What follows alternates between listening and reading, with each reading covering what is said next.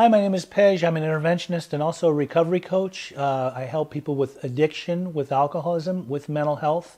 Today I want to talk about mental health, eating disorders, cutting. These are not typical disorders that you see with a lot of different people that have issues, but it's out there and it happens a lot more in my world than it probably happens in your world, unless it's happening with you right now. Why I wanted to talk about eating disorders or even cutting.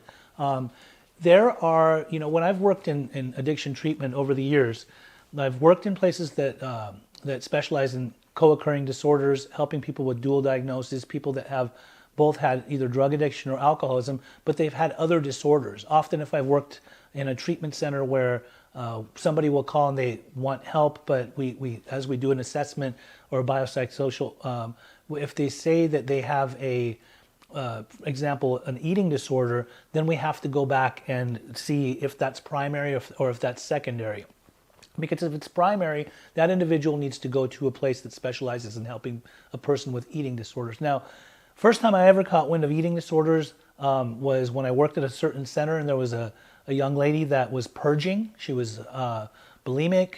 She would admit when she purged sometimes. First it became a secret, and then after a while it started to build up. Now, she did come in because she did have alcoholism too, so they had deemed her as having the eating disorder as a secondary. I think the eating disorder was something that she had when she was a lot younger, then it turned into alcoholism, and then later on when she was in treatment, it went back to intensifying and definitely eating to the point of oblivion and then going and making herself throw it all up. But at least she was vocal and open about it. And I remember, I connected with her a lot. She would sit in some of my groups, and when we would talk, I could see that there was a lot of guilt and remorse for when she would purge, when she would actually throw up her food, and she became very secretive about it. And in a sense, she kind of viewed that even over a period of time as a relapse. And later on, we had to transfer her to an actual eating disorder facility that just worked with people with ED.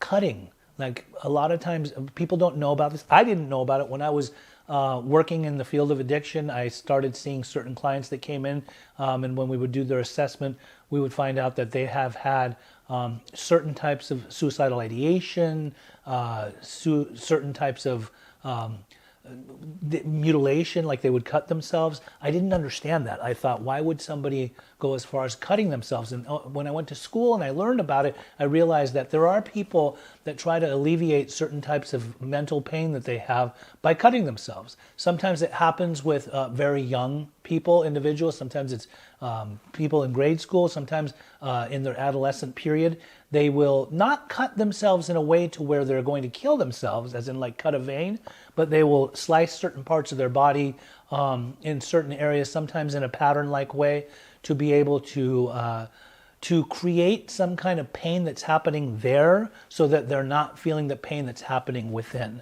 And again, I worked at one center where I was told when this individual comes in every night, we need to check him to see if he's got any new cuts, and we would do exactly that. When I would check him, he had this, for a while he had this pattern of either going on his chest or going on his back, cutting like straight thin slices with a razor blade either on his chest or on his back, and we would have to look to see if any of the cuts were new, because sometimes he wouldn't actually tell the truth if he did it or not.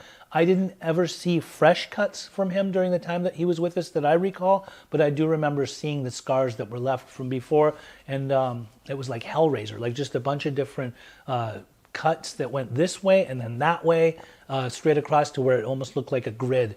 Again, it's another thing that sometimes can turn into other types of addiction. I think a lot of times when kids don't know how to process their emotions, they'll cut themselves to not have to feel what's going on internally, and they'll do stuff externally, and eventually later on they will be introduced to drug addiction or alcoholism, which then helps them numb out in a different way.